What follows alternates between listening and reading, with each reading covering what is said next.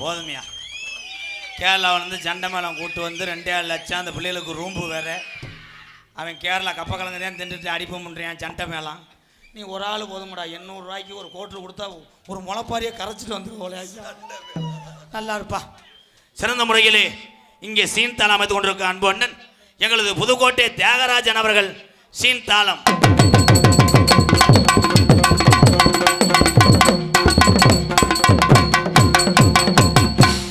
ஆடல் அரசி அபிநய சுந்தரி உண்மையிலே நல்ல பொம்பளை தான். நல்ல கத்திக்கொம்பு மாதிரி இருப்பா, வேப்பங்கொலை இருக்கிற மாதிரி. ஆனால் மாடு வத்து மாடாவோட கொண்டு வந்துட்டிய.